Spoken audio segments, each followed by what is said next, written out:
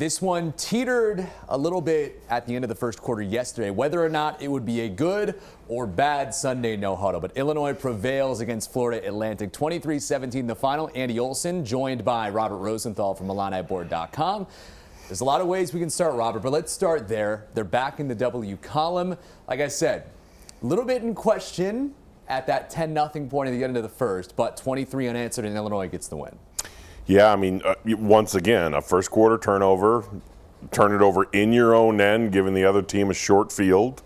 You know, you start off the game shooting yourself in the foot, and then you limp for the first few quarters trying to figure it out, and yet they pulled it out. It was very interesting. I looked up a stat, mid third quarter, the yards were something like 350 to 150. Illinois was winning the yards battle, driving the ball, forcing them to punt.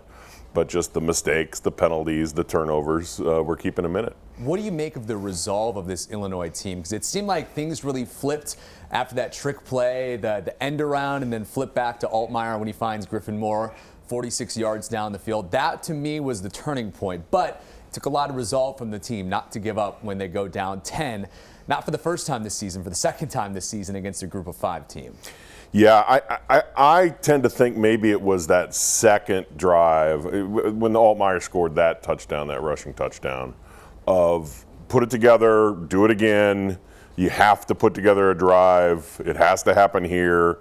You've got to get the lead before halftime, and they took chunk plays down the field and then converted on a very big 3rd and goal where Altmaier saw the pocket collapsing, saw them blitzing, knew where the gap was, took off and ran for the touchdown. I feel like that was the moment of, it was still 10-7. There were, 3.5 minutes before halftime. They knew, look, we can't go into halftime trailing. We've been putting up more yards than this team. We need to put together a drive and get in the end zone, and that seemed to spark the team. What do you make of his rebound after 4 interceptions against Penn State, who did some good things against Iowa as well? You'd think one of Illinois' competitors for the Big Ten West title, but we can talk more about that a little bit later. Altmaier for right now, 303 yards, 2 total touchdowns. Overall, the kind of game you want to see from him against Florida Atlantic. Yeah, what was he, 25 for 36 or whatever with those 300 yards? Those are numbers that can win a lot of football games if your quarterback is putting up those numbers and no picks. Again, I don't think anyone has seen Luke Altmaier as the problem, even in the game where he threw the 4 picks. Some of them were on 3rd down. Some of them were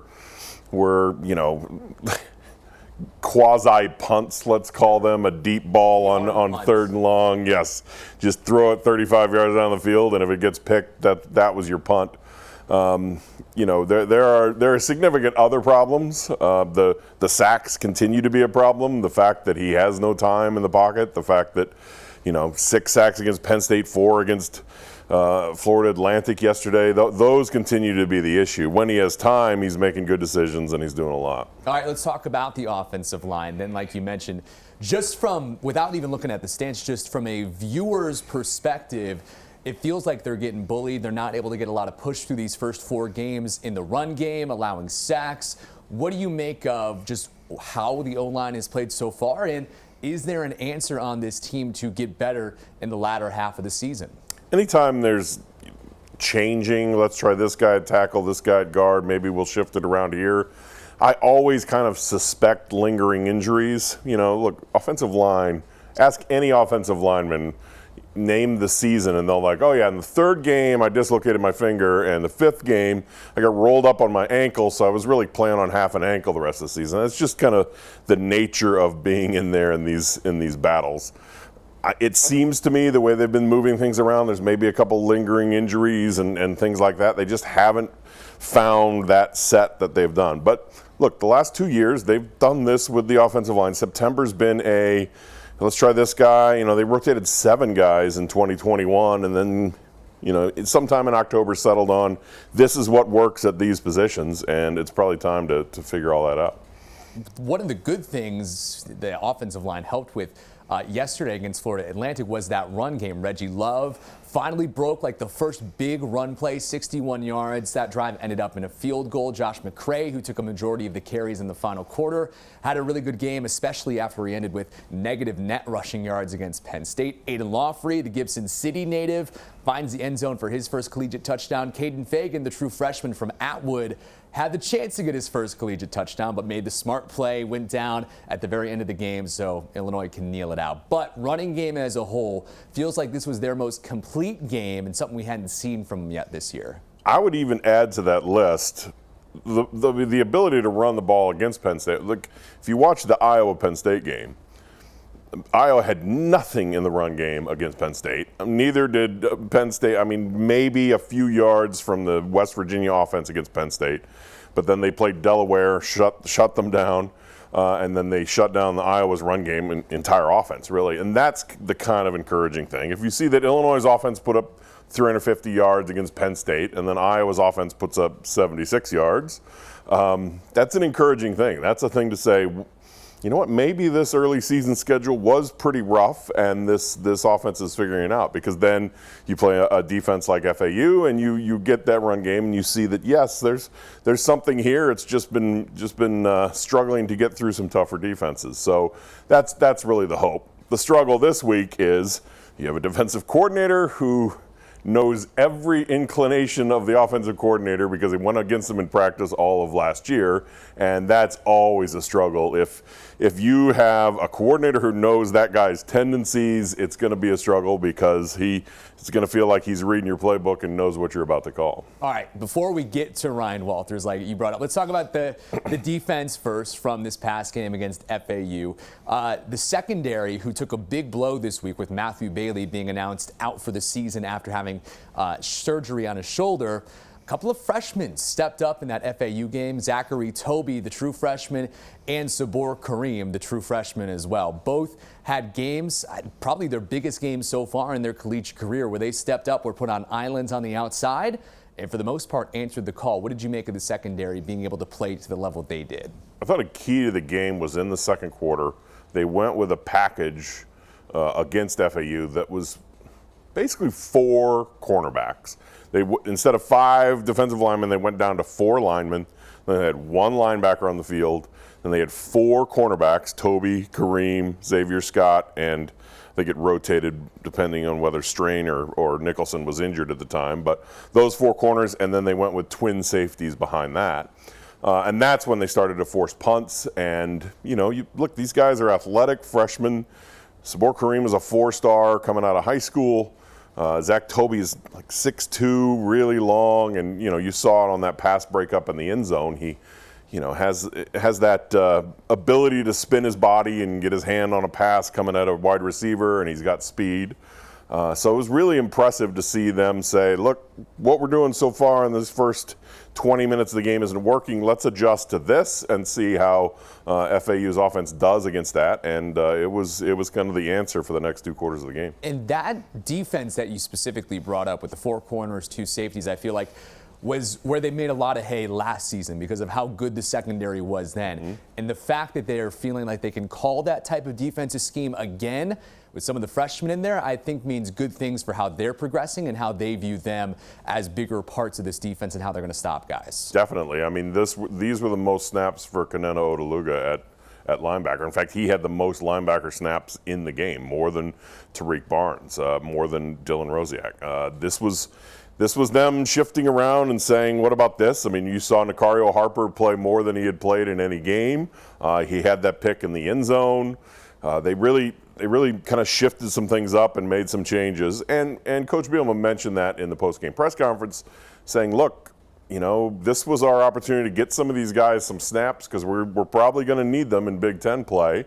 So we knew we had to get Lawfrey and Fagan more carries on the offense. We had to get Toby and Kareem more snaps on defense and get them ready for this, and that's what they did. All right, let's talk about the coaching matchup now. We know Brett Bielema is at least 1-1 against former assistants. There's going to be a lot of research done on that this coming week because he split games with Paul Chryst while he was still the head coach at Wisconsin. So, playing another assistant, this one more close to his time with the program that Bielema is running, with Walters being the defensive coordinator the last 2 seasons. Purdue has struggled coming out of the gates, but what I think you brought up earlier is really important, is that he went up against this offense a lot when he was in Champaign, just through practice and through game prep. How do you see maybe the coaching staff going about this? Are we going to see different looks from the offense than maybe we would normally see, just because they got a guy on the other side who knows exactly what they're going to do and how they go about it? And to me, that's the kind of chess match that I've been really looking forward to early in the season.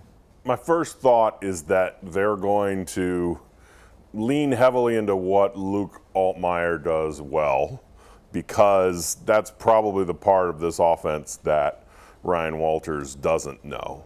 He knows Lunny's tendencies. He knows how the Bielema staff sets up a game and calls a game and relies on the defense and maybe is going to grind clock here.